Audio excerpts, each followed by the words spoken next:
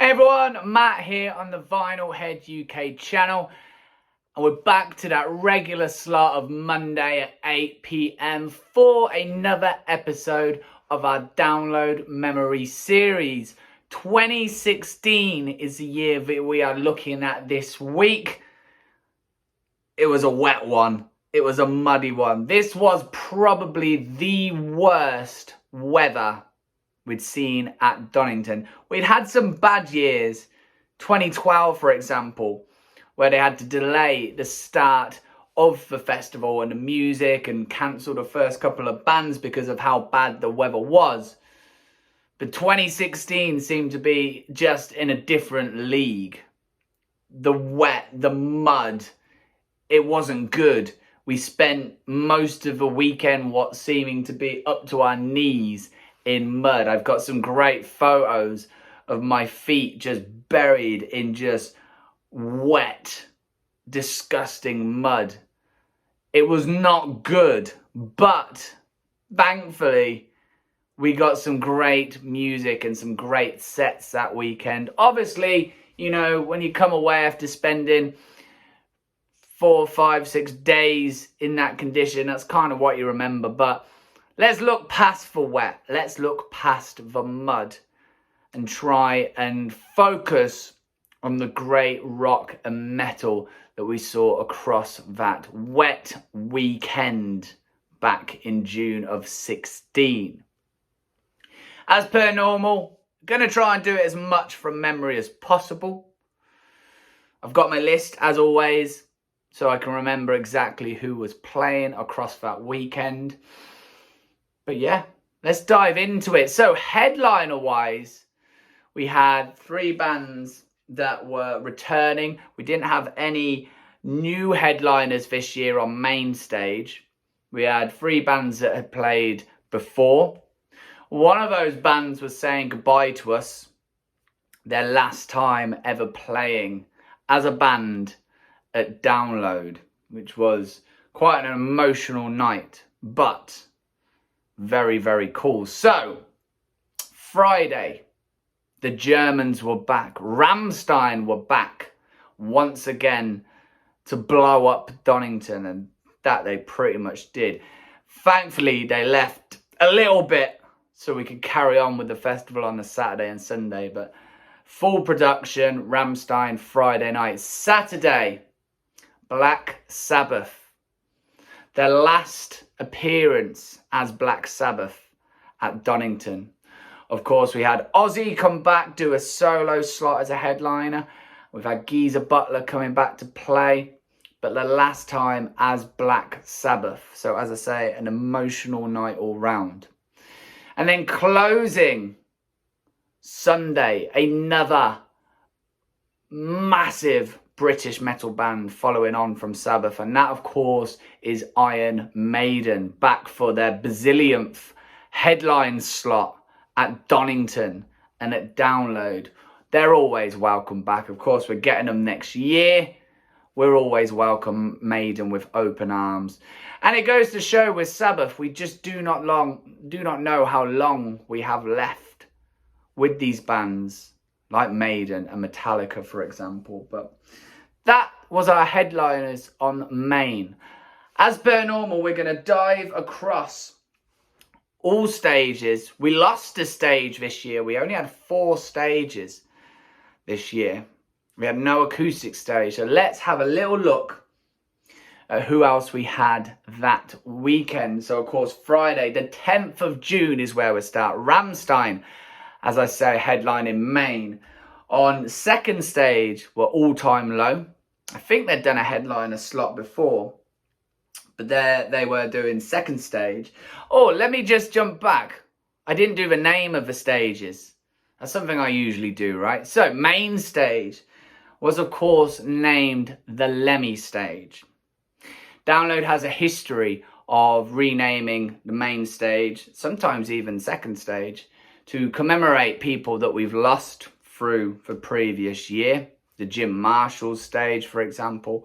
I think we had the Dio stage one year. But yes, the Lemmy Stage. Lemmy and Motorhead were due to play this weekend on the Friday. And Lemmy had died the December previous in 2015. It seems so crazy, it's so long ago already. So of course, for someone that was the epitome of rock and roll, it only seemed fitting that they would name the main stage the Lemmy Stage.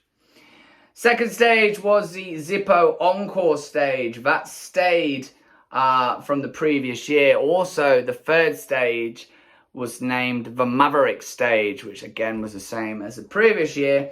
And then the fourth stage was now the Dogtooth Stage. So that had a new name to that one.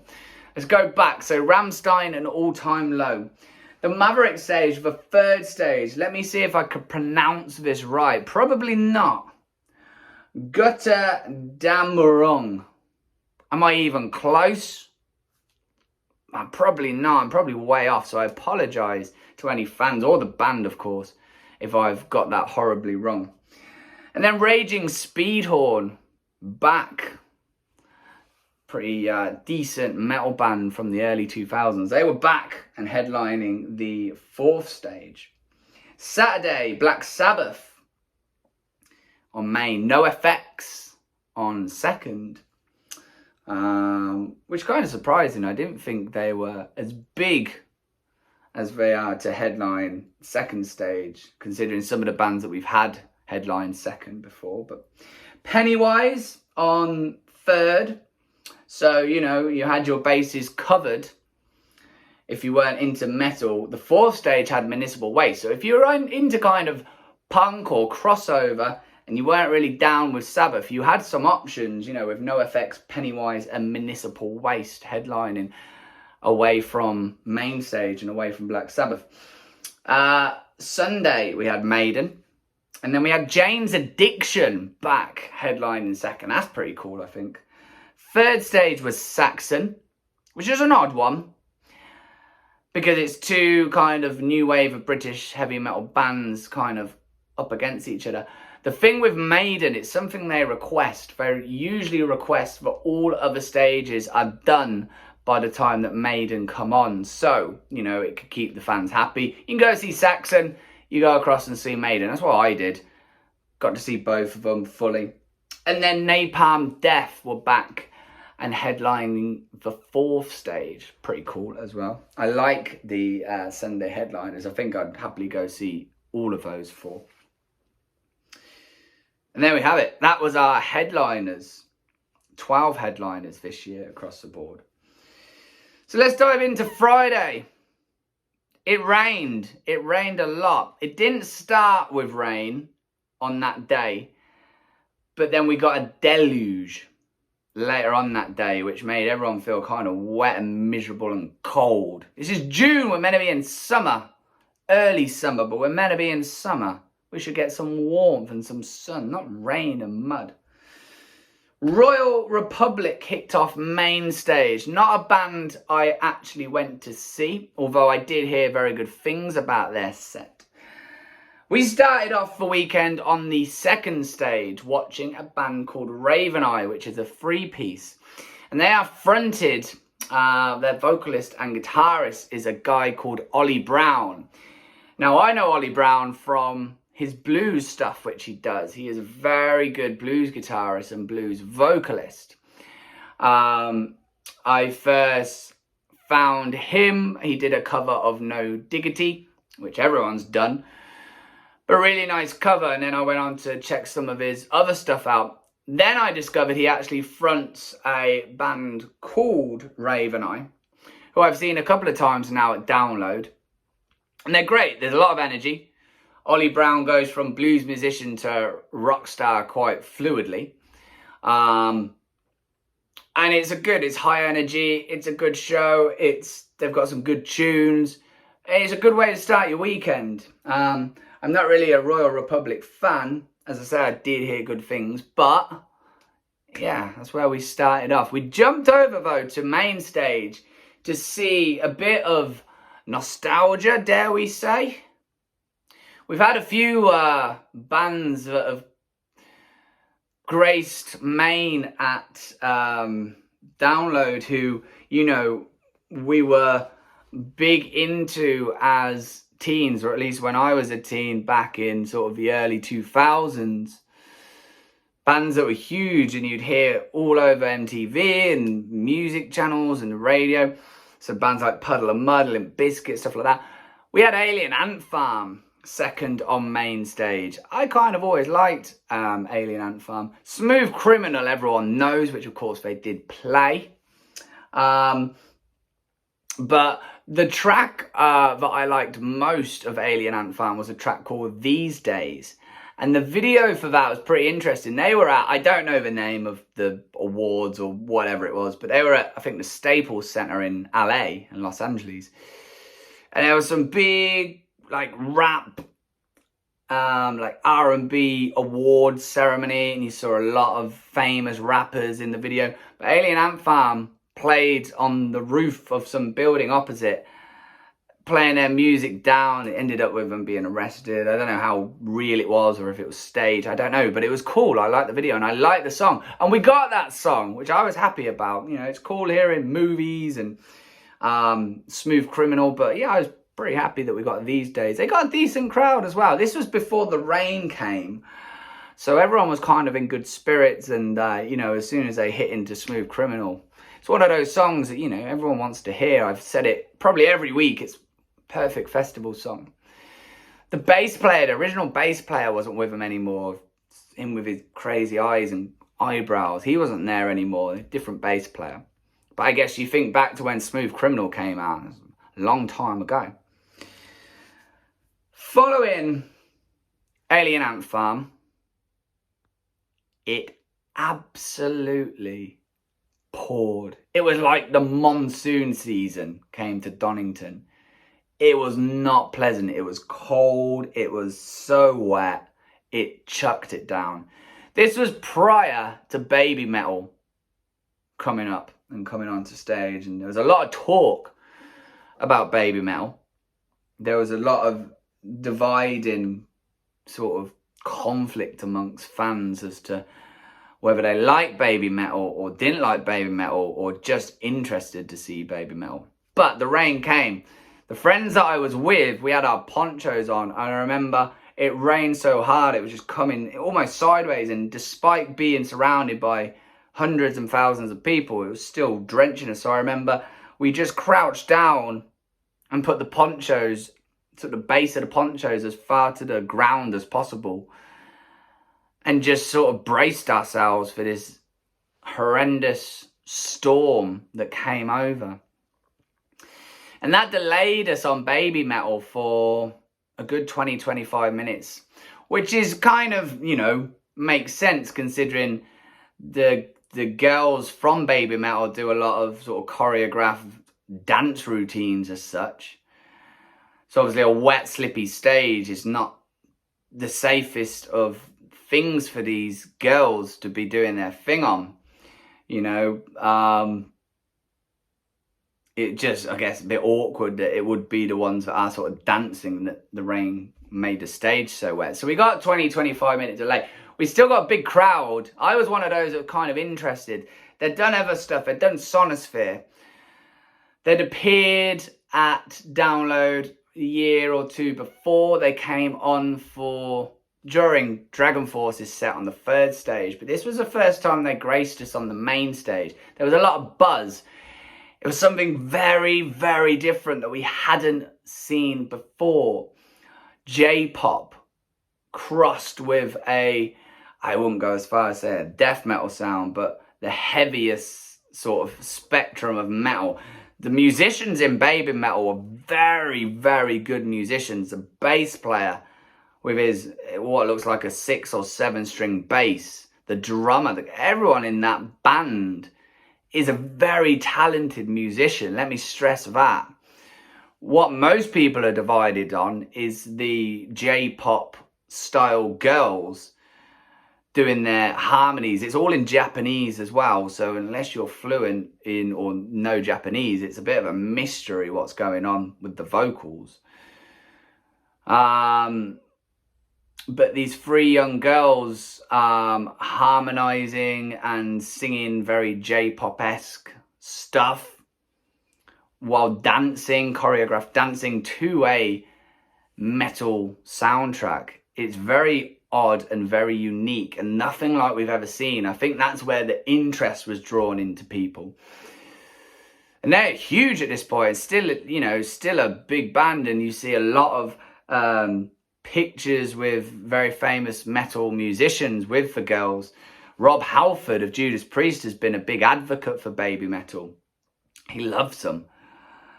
I've even seen pictures like Jeff Walker from Carcass with them and various other more extreme musicians, which is interesting. But very unique, and there was a lot of buzz, and the rain didn't kill that buzz. They had a big crowd. And if you, as I say, if you took out the vocals, great sounding songs, like big songs. But it was interesting. I don't know what I thought of it. I don't think I followed the trend of loving it, but I don't think I hated it. It was different. And sometimes different is a bit scary and it takes a bit of time to get your head around it. But it was interesting to see. I didn't go away sort of wanting to buy material of theirs, but it was interesting. Let's just say that. It was interesting. Now, following baby metal was the slot, I believe. Oh no, I tell a lie, sorry. I'm reading wrong here. Let me jump back. So we'll come on to that next bit I was going to say shortly. But after baby metal was actually Killswitch Engage, who were back once again on the Incarnate tour, doing that album cycle. And back for, again, like Maiden, their gazillionth appearance at Download. They seem to be there near enough every year, it seems. Through the Howard era, now into the Jesse, the second coming of Jesse era. And we got a few off Incarnate, and then the usual Fixation on the Darkness, My Curse, Rose of Sharon, The End of Heartache, all the usual that you kind of expect to hear from Killswitch. No Holy Diver once again. I say it every time, I think that's very much a Howard era song. You won't really hear that from Jesse Leach. I don't think. He may surprise if he has done it. I haven't seen it. But yeah, I mean, the rain was still going at this point. Adam D was looking like he was fresh off the beach or somewhere very hot. He wasn't really appropriately dressed for the rain-soaked crowd of Donington Park. But it was another Killswitch set. They kind of, I always say this, they kind of flow a little bit into one after a while. I think that's because of how many times we've seen them at Download on main and second stage. So yeah, once again, Killswitch. I'm sure they'll be back many more times. I'm sure I've got plenty more material to come from that band. I always like seeing Killswitch. I still prefer Howard era, but I kind of growing on me Jesse era, or like the homecoming of Jesse anyway. But yes, now let's jump back into what I was saying. After Killswitch was a slot that got vacated through the passing of Lemmy, who of course was due to see Motorhead play after Killswitch Engage. But obviously due to Lemmy passing, we weren't having Motorhead. You cannot have Motorhead without Lemmy. No way. We've seen other bands who have lost members. Alice in Chains with Lane, who we now have William Duval. You know, plenty of other bands out there where we've lost members, but we've pulled someone else in, whether that's vocals or guitar or whatever, and they carry on. It can't happen with Motorhead, because Motorhead was Lemmy, and no one can come close to Lemmy. His vocal style, his lyrics, everything that man was about and stood for, his image was so rock and roll. Nobody could ever replace him, because it would never be Motorhead. Motorhead was Lemmy. As much as you had Filthy Taylor, Fast Eddie Clarke, Mickey D, Phil Campbell, and everyone else in between, Lemmy was Motorhead and Motorhead was Lemmy. You can't replace that. You just couldn't. I wouldn't want to see Motorhead without Lemmy, because it wouldn't be Motorhead. But they were due to play here. Lemmy obviously was very ill. Far iller than I think we realised until he died. He was looking very frail towards the end. Anybody that saw their Glastonbury slot on the Pyramid Stage will know that Lemmy was a shell of himself. Very thin, very weak. Lyrics were wrong. I forget which way around it was. They either did Ace of Spades or Overkill, and Lemmy sang the opposite song. It was very confusing. He just didn't seem there with it. I got to see the Motorhead one last time in Birmingham. I've talked about this before, where they brought out Fast Eddie and Filthy Taylor. You know, both of which themselves have passed on now. So we lost all three of that classic Ace of Spades lineup. And Lemmy looked very frail that night. And you kind of looked at him and thought, I just don't think you've got long left, my friend. And sadly, he didn't. Download obviously named the main stage Lemmy Stage. Rightfully so. Would have been a crime if they hadn't. And they announced there would be a tribute. They didn't specify initially what the tribute would be. There was lots of speculation, lots of rumours. Whether Motorhead, with Phil Campbell and Mickey D, the remaining two, would play with guest vocalists doing Motorhead tracks. Whether we would have a supergroup playing, doing a Motorhead tribute. I kind of wanted it maybe to be Mickey D and Phil Campbell to play with different singers and honour the songs of Lemmy. In hindsight, maybe it was the right decision that didn't happen and just let Motorhead lie. What we did get was a 20-minute video commemorating Lemmy, with interviews from Lemmy and other musicians and friends and peers. Some footage of Motorhead playing Download in the past. And I don't know if it was the rain or the sadness, because I love Motorhead. I saw Motorhead many times with friends, and my dad would go every November on the tour to go see him and moan or complain about some of the support that Motorhead used to bring out with them. Not all of them, you know, Anthrax and Clutch and Sepultura, bands like that were very welcome. But I felt a bit flat after the video.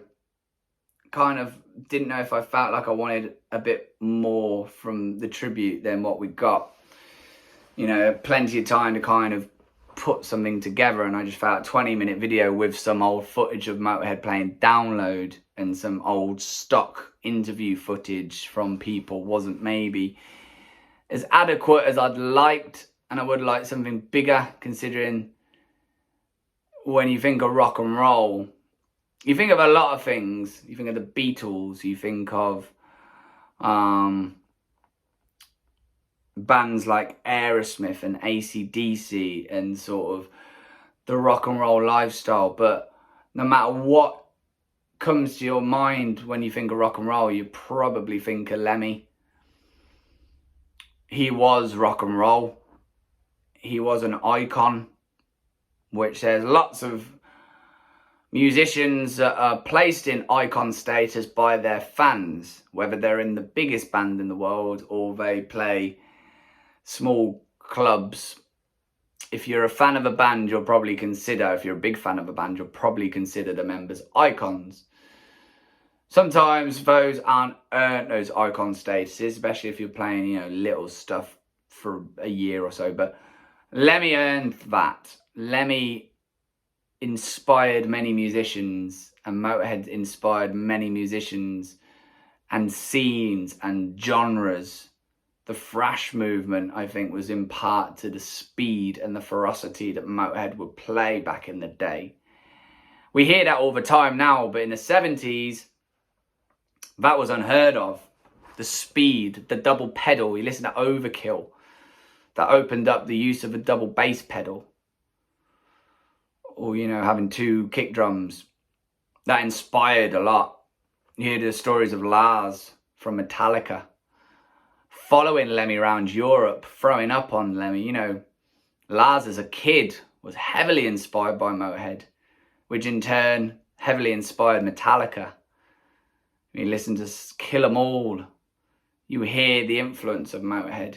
Other bands as well, there's plenty of bands out there that were inspired by Lemmy and Motorhead and the lifestyle that Lemmy had. And he's sadly missed. And that was our tribute, you know, and I don't think many people would earn that type of tribute. But I'm glad Download did do something at least, whether I felt it was enough or not enough. I'm glad they did something. That was a tough slot to follow. A lot of sad people, a lot of sad, upset Motorhead fans and Lemmy fans. So it was a tough place to go from. But the band following that, coming back to Down, a bit like Killswitch and Maiden, playing for the gazillionth time, was Korn in that usual familiar sub-headline slot that Korn would play. And here they were again, in the rain, because the rain just did not want to stop.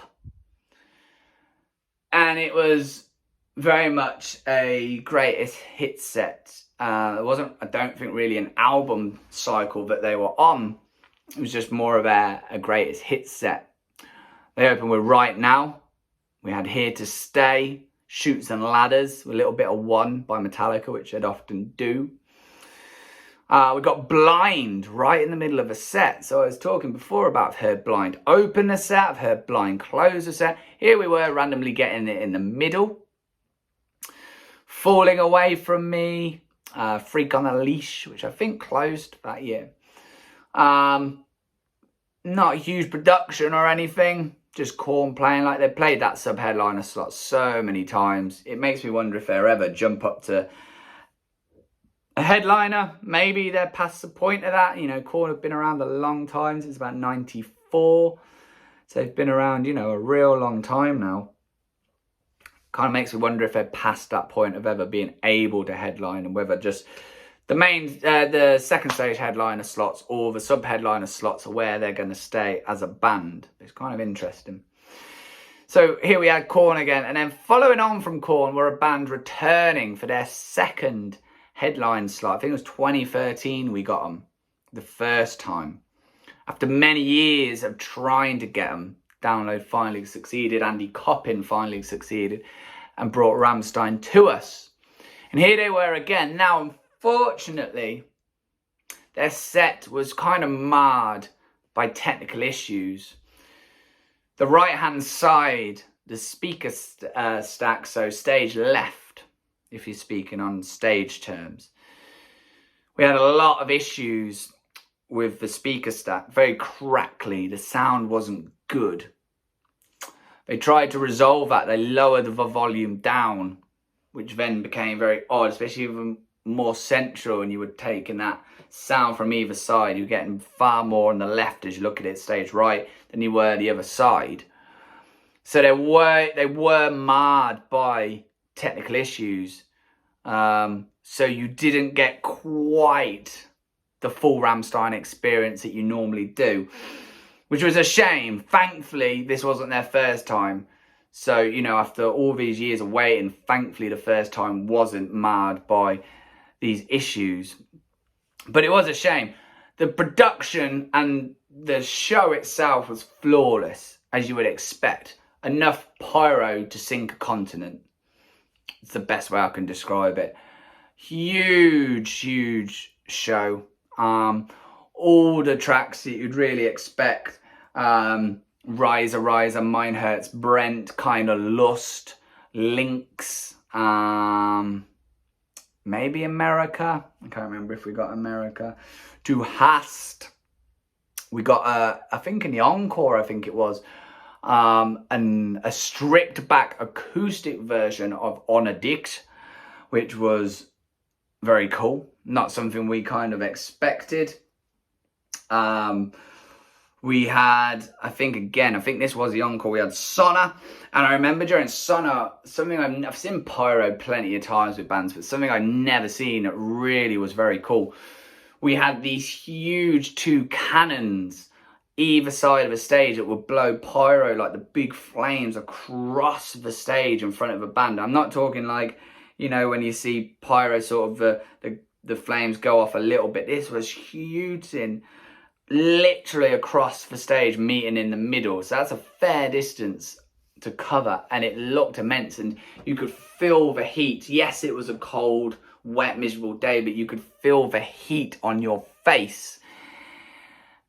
And then you had flame cannons on the sound desk, on the top of the sound desk from the roof of that, the flame cannon shooting out there. As I say, enough pyro to sink probably 2 continents, in all honesty.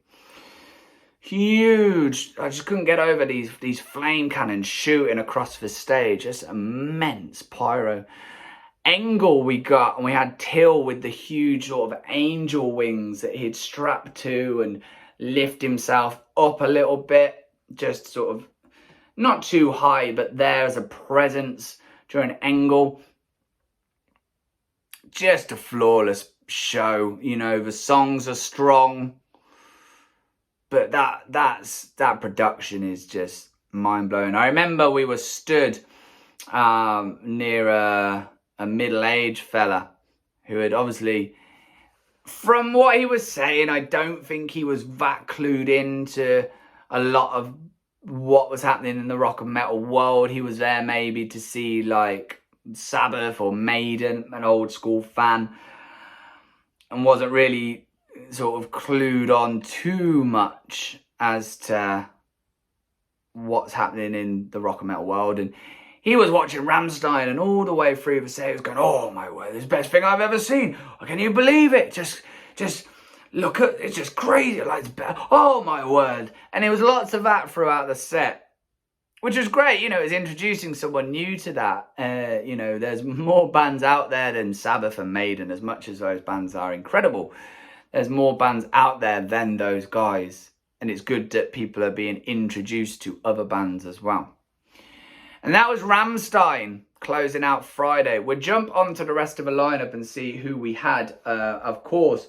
So, second stage, we had, as I say, Raven Eye opening, Graveyard, Skillet, Glassjaw. Pretty interesting one. Glassjaw coming back. I think that would have probably got a pretty decent crowd for those guys. Twin Atlantic, and then All Time Low. I did read the crowd for All Time Low was quite low. No pun intended.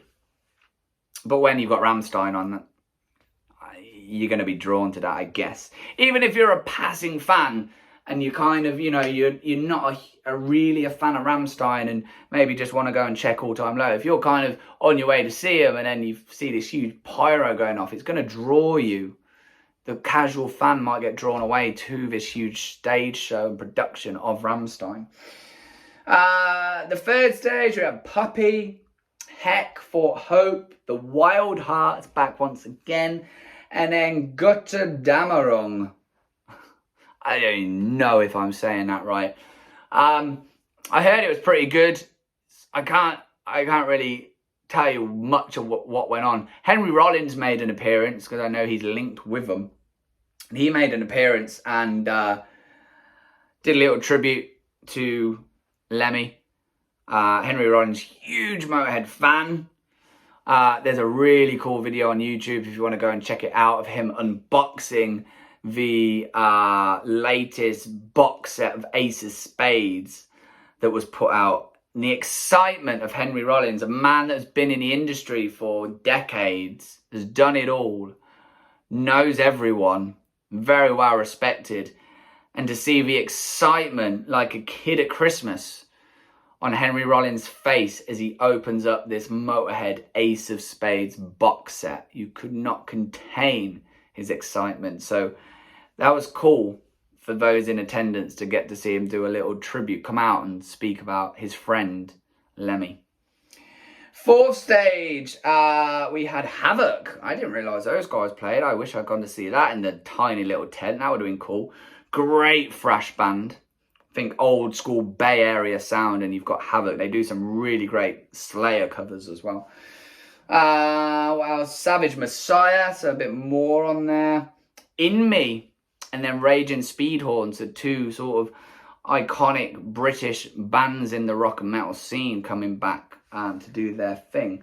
That was Friday. Saturday, again, we started on the second stage, and we saw Santa Cruz, who I can't really remember anything about, unfortunately, so I won't be telling you much about them. And then Inglorious, a British rock band who, on the first album, I really liked. The singer, Nathan, I believe his name is, maybe Nathan Jones, I might be wrong on that. Fantastic singer. I think he was on The Voice, the UK Voice. I might be wrong on that, but I think that's where he sort of came into the limelight. Inglorious are a British rock band who, as I say, really enjoyed their first album. Good musicians, great singer, really incredible voice, great range. I lost all interest in Inglorious because of the lead singer. Very, very egotistical. And he put out a lot of stuff on social media which really put me off him, unfortunately. Didn't like his attitude. Very prima donna, rock star, you know, got to his head somewhat and just lost a lot of faith in that band, and it put me off to the point where I just don't want to listen to their stuff anymore. No interest in them, which is a shame because I really liked the first album. He put some videos up. He apologised for certain videos he put up for what he said and stuff, but no, just lost me, I'm afraid. So I enjoyed seeing him, but that was it for me. I really didn't want to have involvement with him anymore. Just, I'm sorry, but you blew it there, mate. What happened after that? Trying to think. We didn't see too much over these days. I think we were trying to dodge rain and stay dry and warm, so we didn't see masses of bands on the Saturday and Sunday. The opening bands on Main that we didn't see were Avatar, who seem to be growing somewhat in popularity. I know in the States they're getting quite big in the name for themselves. Interesting band again. Beartooth, who again are doing really good things. They're definitely on the up. Beartooth, you hear a lot of good things said about those guys. And then Atreyu. The first band that we saw on Main was 6am, which of course is Nikki Sixx's side project with DJ Ashba on guitar. Cool to see Nikki Sixx. If you're expecting any Motley Crue songs, you're not going to get them. Which is a theme with some other bands who, you know, have a very prominent member doing a solo thing.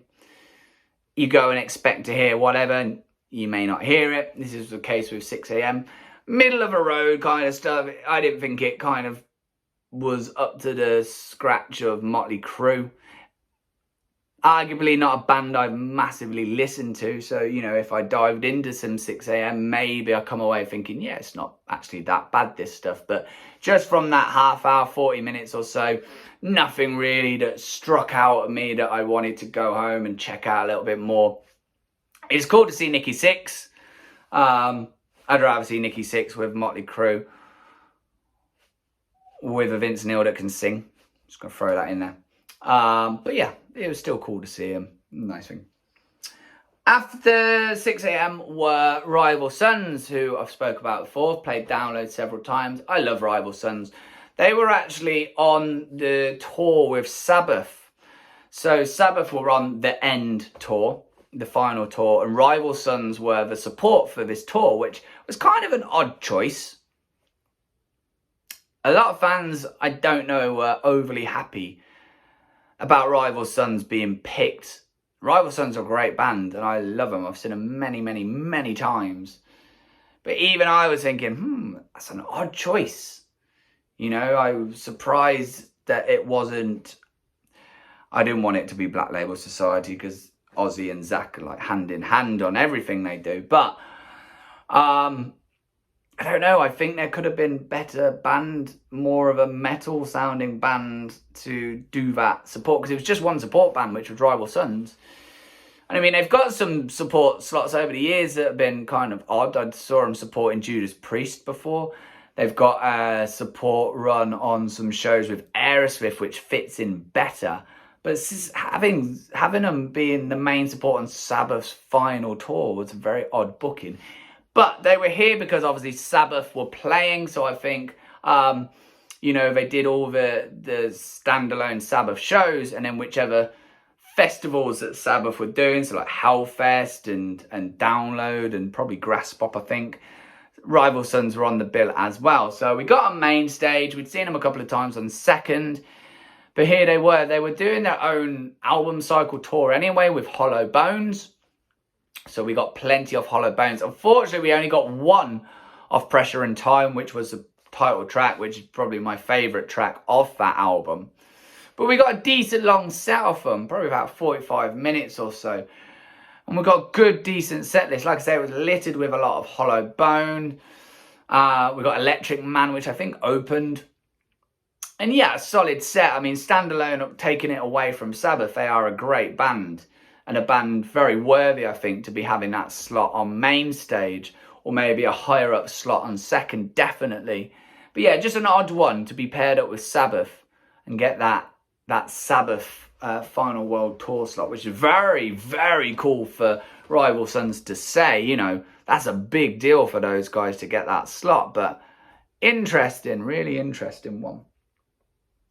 Following on from Rival Sons was Mega Dave and Mega Death, back again to kind of, I talk about bands that kind of make their slots at Download their own. So Korn and Deftones, you'll always see in that Main Stage sub-headliner slot. Ironically, Deftones follow on sub-headliner that day. Megadeth were one of those bands that kind of always made like third down on Main Stage, their slot. Now, granted, next year we've got them second stage headliner, but you usually see them around third or fourth down playing that slot. So a good solid hour or so of Megadeth, which is never a bad thing, in all honesty. So they were on the Dystopia tour. So we got a few tracks off Dystopia, which is not a bad album.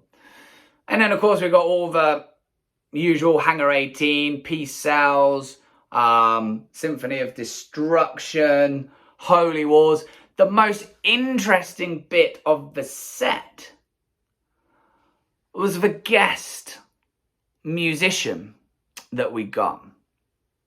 And if you know the history of your 80s music, this was really interesting. And Dave Mustaine made a joke, something about hell freezing over. And that was because they brought none other than Nikki Sixx up to play Anarchy in the UK by the Sex Pistols, a song that both Megadeth and Motley Crue had covered in their careers.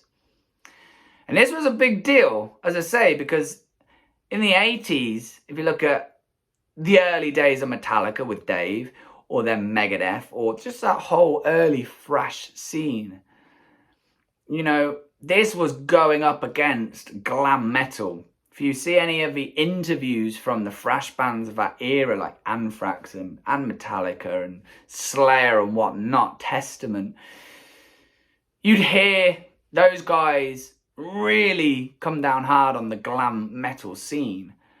Absolutely the polar opposite to what the thrash bands would stand for. With Image, the thrash bands were playing band shirts and denim, you know, a bit of leather, the Bullet Bouts. You know, there wasn't much imagery to it other than, or in what they wore at least, maybe more imagery on, you know, album artwork and whatnot. You know, the glam bands were dressed like women. If you look at early Crue and Poison, they look more like women than the women did. With the makeup and the big hair and the clothing, you know, they sang about girls, which, you know, the thrash bands didn't do. So I understand why Dave Mustaine stated about Hell Freezing Over with the inclusion of Nikki Sixx coming up to play Anarchy in the UK. And it was a very cool moment. It's not something I'd ever have expected to see Nikki Sixx and Dave Mustaine sharing a stage together, singing the same song. It was a cool moment. One of those moments you really only get at festivals, like one-off things. Can't imagine that happened again. But it was very cool to see it nonetheless. Deftones, as I say, they've made this slot their own. Sub-headliner slot on Main Stage. I think they've got it again next year, subbing on Main. Here they were. Chino, wow. He was fired up that day. There was like old Chino, this was. Chino from back in the day. He had energy that day. He was fired up. He put on a great set. I like seeing Deftones. They opened with Rocket Skates and then they went into My Own Summer. So that was like two of my favourite tracks covered right there. Like if they just played like 3 tracks. I think they did Be Quiet and Drive after that. So that was cool as well. But yeah, just getting those, I'm like, man, that's happy. I'm happy. I've heard what I really want to hear. Engine number 9 they close with. Just the place was crazy. Chino with his like dyed blonde hair, just bounding around, like I say, like old style, old school Chino. It was so cool. And I'm really always happy seeing a bit of Deftones. They were on the Gore album cycle on that one, I think. Always down. It just brightens up your day. You know, miserable weather like we were having. It just brightens up your day to get a bit of Deftones and the bounce and the groove and those old kind of new metal style sounding songs with more contemporary, like modern sort of alternative metal sound that they do so well. And I love seeing Abe Cunningham drum as well. He's such an underrated drummer. But I just couldn't get over how like just much fun that Chino was having. It was so good to see, because sometimes I think Chino is a bit hit and miss with what you get with him. But he was having a ball. It was so good to see. And it was infectious. It fed the band. It fed the crowd. Especially like with such a big thing happening after. And that was, of course, Sabbath. For the very last time at Donington and at Download, playing a UK festival. And there they were, you know, as I say, they still had tour dates left. So we still got the UK tour to finish. Those 2 nights in Birmingham to close out Black Sabbath. We got Ozzy back doing solo show, 17 or 18, whenever it was. But at Sabbath, it was the last time. I didn't get to see him on the UK tour. I didn't get to see him on the Birmingham shows. This was the last time I ever saw Black Sabbath. And I kind of knew it. I didn't think I was going to be able to get to go to the UK dates. So I knew this was it. So I savoured every second. They opened with the only song they could have opened with, in my opinion, and that was Black Sabbath. The first metal song, the first track off that album, Black Sabbath. The doomiest, heaviest track that even after all of these years, you know, 51 years later, it's still prominent. It's still heavy. It's still heavier than most of the bands that you will listen to from this modern era. And it was the only track that they could have opened with. Then they went into Fairies Wear Boots. We're Not Worthy. I love Fairies Wear Boots. The bounce on it. Again, the heaviness, the riff. Tony Iommi, probably the master of the riff. No other man has come close to, you know, putting out these iconic riffs like Tony Iommi. A one-man machine. Into the Void, War Pigs, Paranoid, Children of the Grave, Dirty Women. Such a great set list, and every song you had the emotion that I'm not going to hear this track again.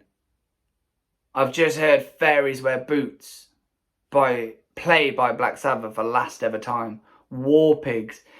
And it was like every time a song finished, it was that sadness that I'm not going to hear these guys play that again. But then the excitement as the next track started, and just more iconic riffing, and Geezer Butler, one of the best bass players in the world ever. You know, Ozzy jittering around, but that was the charm of it. And then it was Sabbath. It was such a shame that we lost Lemmy. And we didn't get that Motorhead set, because we could have had Motorhead Friday, Black Sabbath Saturday, Iron Maiden Sunday. 3 of the most iconic bands in the hard rock, heavy metal world. And they're ours, they're British. What a proud thing to say that those iconic bands that are worshipped are British. Even Napalm on the Sunday on 4th. British, iconic, so cool. And that was Saturday. Across the rest of the lineup, there wasn't actually too much that I think I would have wanted to go see, in all honesty, across the rest of the day. Scorpion Child, Tesseract, Bury Tomorrow, Juliet and the Licks, Skindred. Sub-headliner on the second stage. That would have been great, because Skindred are great. And then No Effect, who I touched upon earlier. The third stage, Shapes, Black Peaks. Band I wish I'd gone to see. I've learned today that Black Peaks have very sadly called it a day. Which I'm very sad about, because I never got to see that band live. I really liked Black Peaks. I liked their stuff. It was really good stuff. And it was very sad to see and read this morning that Black Peaks have officially called it a day. I wish I'd gone to catch them. In hindsight, they were up against Inglorious, and I wish I'd gone and just got rid of Inglorious and gone to see Black Peaks. I think Black Peaks, third stage, would have been something special. I think it would have been something very special. And I'm sad that I didn't get to live that moment. Turbo Wolf, Danko Jones, Lawnmower Death, we had Anti-Flag, Neck Deep, Pennywise. If you liked your punk, you would have been sorted on a Saturday. Anti-Flag, Neck Deep, Pennywise, No Effects. You would have been pretty happy. Fourth stage, nothing too much. We had Slaves, that would have been a good show. And then Municipal Waste, causing probably havoc on fourth stage, demolishing the place. That was Saturday. Sunday rolled in. We did kick off on main stage, and that was Monster Truck. We started our day with a bit of Monster Truck, those Canadian rockers. Great band. A band I didn't really know much about, didn't really get into at that point. It was later on that I got more into Monster Truck, and I'm glad I did, because they are a good band. So I didn't really know anything at that point by the band. It wasn't until a couple of years later we saw them on main again that I was like, you know what, I like these. Saw them, I think, opening up for Alter Bridge on an arena tour as well. I was like, yeah, I really like these. These are a good band. So yeah, at that point, didn't really know much about them. Second on, main. And probably the biggest production of a band so low on the lineup, and that was Amon Amarth, who brought full production. They had 2 huge dragon heads. They had the drums up on the riser in like a kind of a boaty sort of setup. Full pyro. This production was massive. And it was like the second band on, and they had like, what, 35 minutes. That's dedication. And it was a big crowd for them. I've touched plenty on previous videos. Go and check those old videos out of a download memories. But I've touched upon the importance of more extreme metal giving a showcase on the main stage to the masses. People who necessarily might not get to hear live more extreme music. You know, we've had Dying Fetus on the main stage. At the Gate, Amon Amarth. Later on in 2019, we got Behemoth. This is important that we get these bands there. I'm an advocate for extreme music. I like extreme music. I like it a lot. And it's good to get it showcased because it is very much still underground. It's very much unknown. People have heard certain bands, Cannibal Corpse, I think everyone probably would have heard of. Maybe though for a more negative reason They don't like the sound of the vocals or the imagery or the violence and the gore. But these bands make good music, and to get it out there on main stage is important. So it was good that we got Amon Amarth. And also it was good we got full production, because it gives another value to these extreme metal bands. Amon Amarth, you could argue, have got a little bit more commercial, but it's still classing in the extreme metal world, I would say.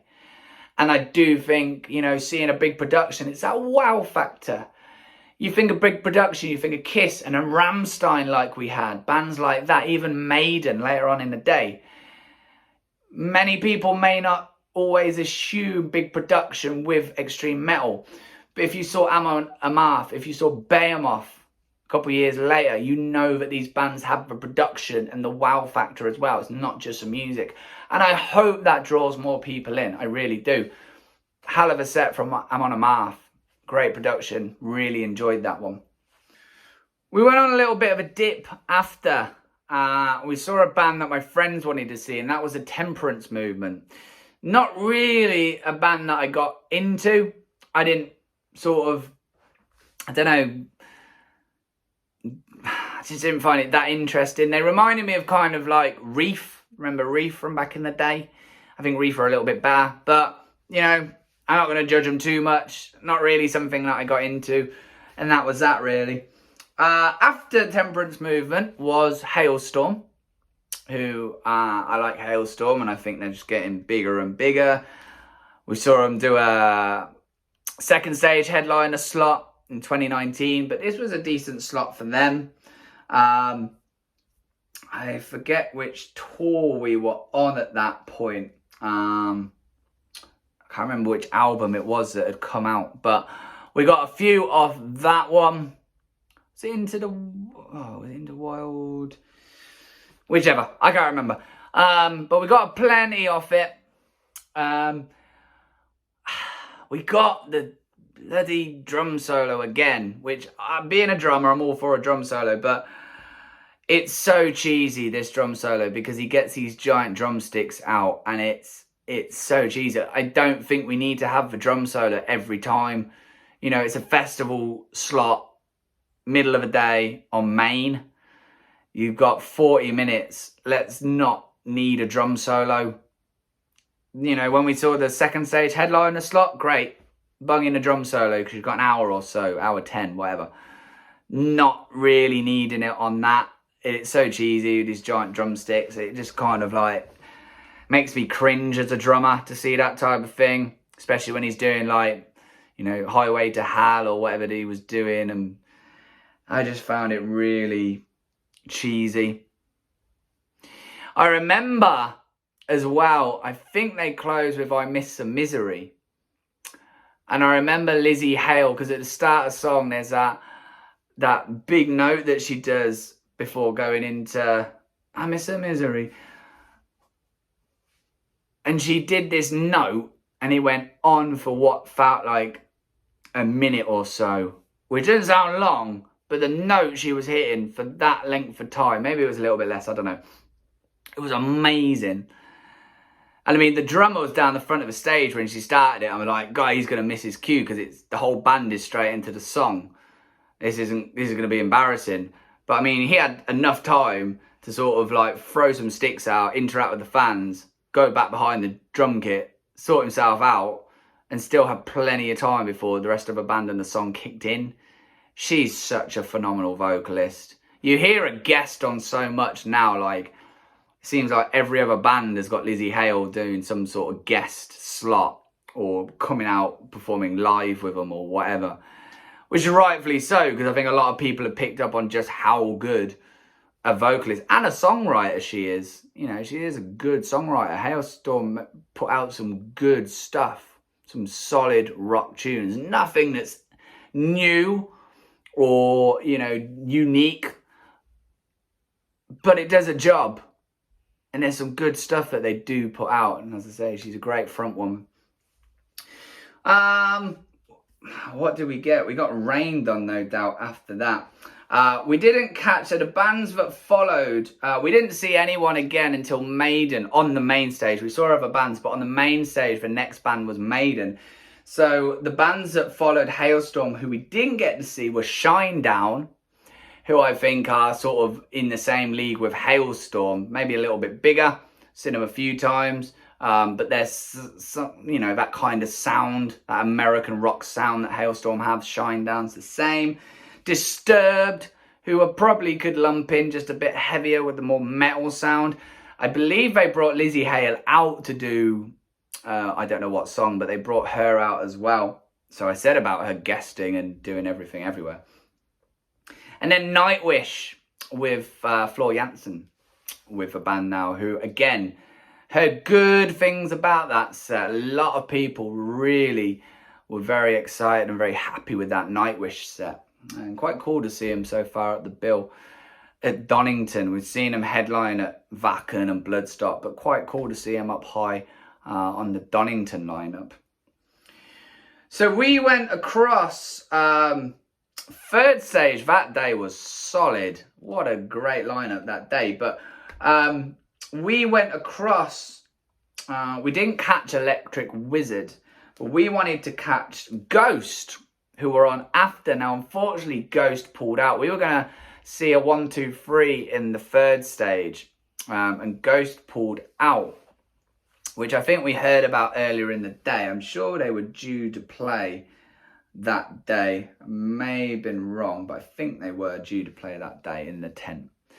Now, just before, so the band after Ghost were Gojira, and I'm sure you know from my previous videos how big a Gojira fan I am. Near enough every other video I seem to put out, I have some form of Gojira shirt or hoodie, t-shirt on. I love them. One of my favourite bands ever. So we went to go see Gojira. Now, Gojira, obviously at that point, were huge. They were due to play in 2020 and have the Megadeth slot of Third Down on main stage. Obviously that didn't happen. They've since not doing Download in 22. So Gojira were massive already at this point, and they were shoved onto the third stage as a sub-headliner, which was always going to pull a huge, huge crowd in there. That was going to be ridiculous. What hampered us even more is just 20, 15 minutes, 10 minutes before Gojira were due to come on, the heavens opened for the 15,000th time that weekend, and it absolutely lashed it down with rain.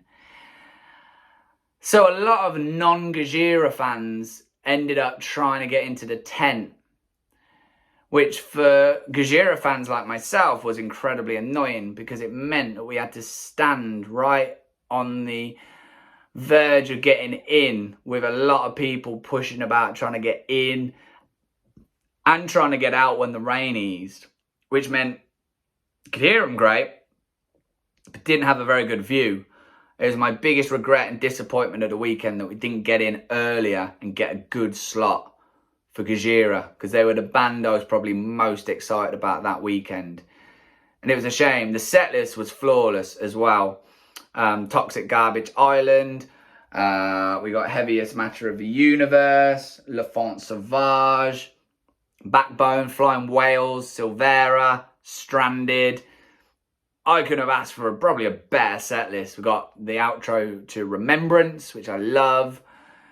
Flawless set. Honestly, wow. If I had to write the songs I want to hear, that set list was it pretty much. Like Le Font Sauvage on its own. Wow. But yeah, that was probably my biggest regret, really. Only getting Fringe sort of into the tent. It was always going to be tough. We probably should have known this with the weather and the fact that Gojira are huge. And a lot of people would want to go and see Gojira. This was the first time that they played Download in quite a long time as well. Every year we were waiting for Gojira on that bill, and there they were finally. So yeah, it would have been hectic anyway, even if the weather had been perfect. But yeah, just that rainstorm like 15 minutes before the set was just such a shame because everyone tried to squeeze in, whether you like Gojira or not. It eased up after Gojira. A lot of people left to go and get a good spot for Maiden, or maybe the more extreme fans in there wanted to go and catch Napalm Death on the 4th stage. But it emptied out, which means we could move forward, which was great because Saxon were closing out 4th stage. And again, through this channel, you probably all know by now, I love me a bit of Saxon. And we got a good, typical greatest hit set from Saxon, all the tracks that you kind of expect to hear. We didn't get Denim and Leather, which is a shame.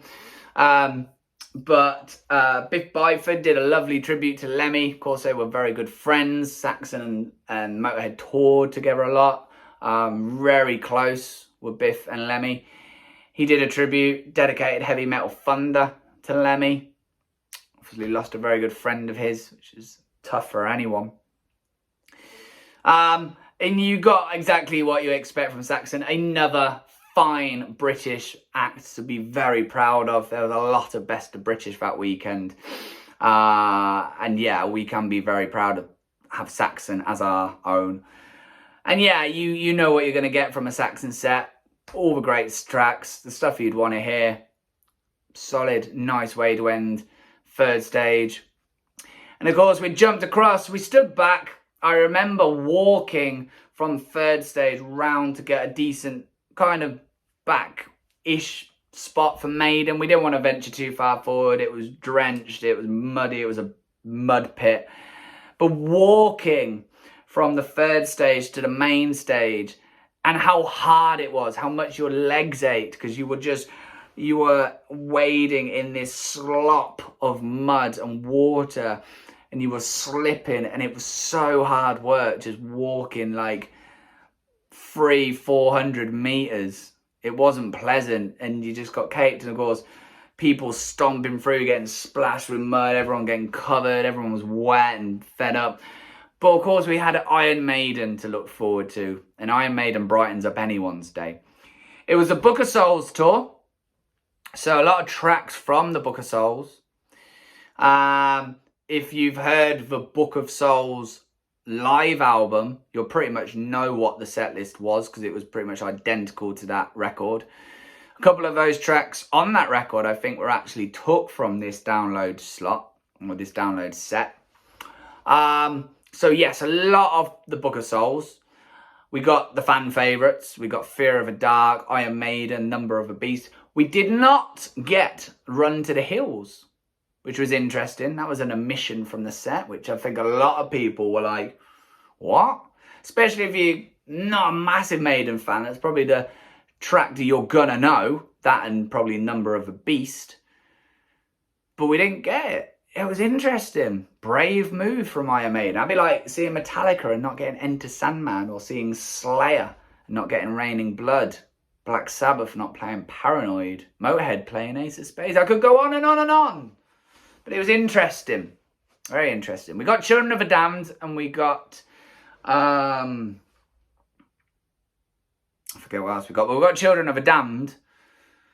Oh, Power Slave we got as well. 2 of my favourite Maiden tracks. If they'd thrown in Aces High, I would have been happy. Or The Evil That Men Do. Would have been happy with that as well. But Power Slave and the Children of the Damned, I was very happy with. I love Children of the Damned. What a track. What a vocal performance by Bruce on that. And there we were. Bruce was in very good spirit. He did a couple of tributes to people that we had lost and whatnot. The Orlando nightclub shooting, I think, was one. Potentially. I can't remember. But yeah, good Maiden set as always. Not the best Maiden set, I might say, set list wise. I think we'd seen better Maiden shows, and I think because everyone was drenched and had trench foot and was slowly seeping down into the depths of Donington in the quagmire that we were stood in, I think it tarnished off the set a little bit. So not the best Maiden set I'd seen, but still solid. It's still Maiden. You're going to get a good show from Maiden every time. And that was who we saw at Download 16. Across the rest of the weekend, we had Whiskey Myers, Grand Magus, Delane, Periphery, Breaking Benjamin, who I think this was the first time they had come to play Donington. It was a big deal for the Breaking Benjamin fans. The vocalist, of course, has a horrendous fear of flying. So we don't, from what I gather, get Breaking Benjamin in the UK very often. So it was a big deal that Download managed to get them. Don Broco, who are, doing big things for themselves. Billy Talent back again. Kind of wish I could see Billy Talent, but no way I was missing Gajira. And then Jane's Addiction, which was quite cool to get those guys come and play. I think I would have gone to see Jane's Addiction had there not been anything else, which there clearly was across these 4 stages that night.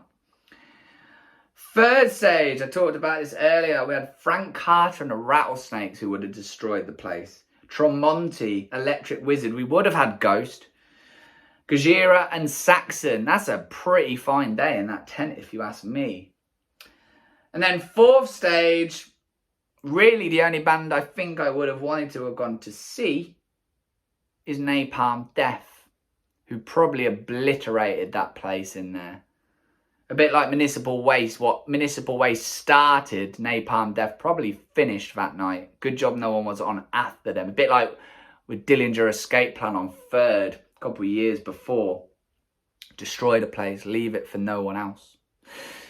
And there we have it. Download 2016. Drownload. Brownload. Call it what you will. It was wet. It was wild. It was muddy. But it was another download. Thank you once again for checking this video out. Much appreciated. Don't forget to go and subscribe. Hit that like button. Smash that like button. Hit the bell for all notifications. More vinyl appreciation videos coming up. We've got 3 more download memory videos to go of this series before we hit 2019. I wasn't at the pilot, so we won't do that one, but we've got 17, 18 and 19 left. And then, of course, we've got to wait till next summer to be able to carry this series on. But we're almost there now. It's been a fun one. I've enjoyed it. Thank you again. I'm Matt. This is the Vinyl UK channel. The Vinyl Head UK channel, I should say. I get my own channel name wrong. That's not good. But, of course, I will see you guys soon. Thanks for watching. Take care.